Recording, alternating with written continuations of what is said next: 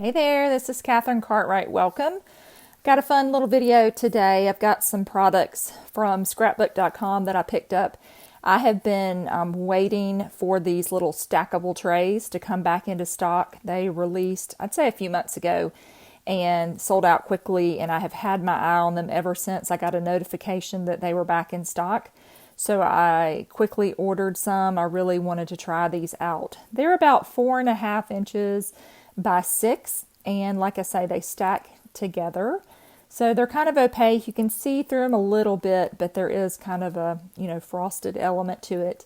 But they look really good, high quality, about 1/2 inch or so deep each tray. So a good size to hold a lot of little things. So I'm always die cutting and coloring and putting all of these little pieces together. I'm working on some Halloween stuff currently. That's a little stamp set from scrapbook.com that I'm going to be working on some cards, and I was excited to get these so I can kind of keep all of my little pieces together when I'm working on something. And I was just showing you, putting 4 of those together is about 2.5 inches deep. So they don't take up a lot of space, but they seem to be pretty high quality. So you'll be seeing those in my craft videos for sure, while I'm trying to contain all of my little paper bits everywhere. As a freebie currently, I think it's still available, is this Cozy Wreath. So cute. I was really excited about getting that. So I'm going to make a couple of cards using it. It's cooling down a little bit where I am, and I am definitely waiting on fall. I'd say it's about 85 today, so not terrible for us, but we're, as we move closer to October, we're ready for fall. Okay, so I have cut this. I used my little diamond press machine. It really worked well on this die, and I do have a little bit of work just to get these little center dots out. They fall out very quickly, and it's pretty easy to manage. And then you have that centerpiece that comes out. And then there's an additional centerpiece that is the layering piece, I guess you would say. And it looks so good. So you could use this for Christmas or winter or fall. But I'm definitely going to do a fall themed card here. So I've got some paper that I just showed you. That is from a collection called Monster Mash of Echo Park. I'm working on some cards for that, so I had some extra paper. So I'm going to use that orange paper. But then I wanted to stamp a sentiment onto my circle. And so I dug out this Echo Park set that has a lot of what they call salutations. So sentiments or greetings. And so I'm going to stamp this onto that circle. You're such a blessing. And so I'm just using some brown, this is Gina K Chocolate Truffle Amalgam ink. I love those amalgam inks.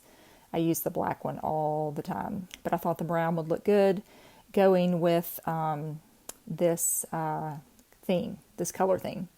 Okay, so I'm going to use my glue here to glue this directly onto my paper. I am not going to glue the edges. You could if you want it totally flat, but I don't mind it if it has a little kind of dimension popping up off of the side. So I'm just going to run my finger around here and making sure that it's glued down well. And then I can move on from that. So I've got that circle that popped out that I'm going to use to layer onto this card. And so you can either use the one that comes out of the middle, it fits, or there's this one that kind of has like a indented edge on the inside. So you have some ability to kind of play around with those circles. And I'm going to add this to a piece of yellow cardstock, and then I'm going to add all of this to an A2 sized card, which is 4 1/4 by 5.5 finished. But I'm using that same brown paper that I had before. And I almost put it in the middle because I was thinking about the inside of my card. So I caught that before I did something crazy like that. I've got these little gems. These are from Honeybee Stamps. They're called, I think, gem stickers or something like that. I love the size of these. I've had these for a while. And so I'm just using the orange, and I'm going to add a trio to the top and the bottom to finish off this card. It's a little hard to see on camera the detail that this die makes, but it's really, really pretty. So on this next one, you'll be able to see a little bit more of the detail.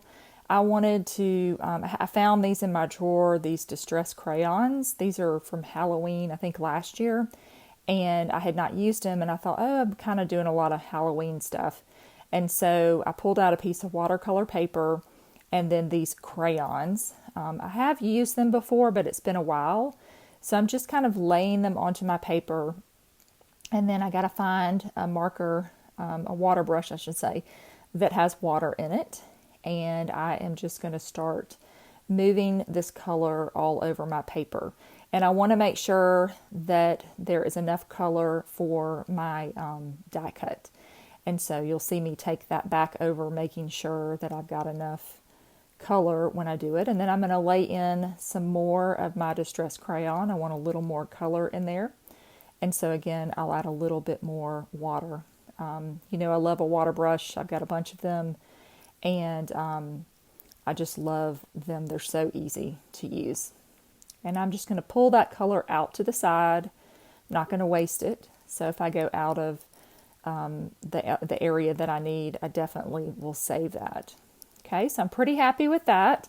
So I'm going to let that dry, and then I'm going to run that through my little die cutting machine.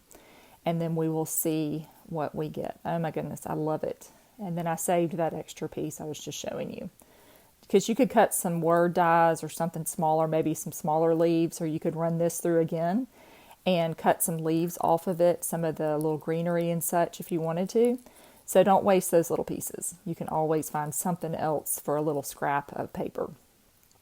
And then I will clean that die up, and I am going to, I have glued it already to a piece of that same brown color paper that I'm using. I took a piece of orange cardstock, and I found an older embossing folder that had circles all over it, and I thought that worked well with the circular theme of this die.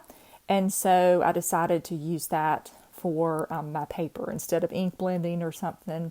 Just adds a little bit of texture and interest on there.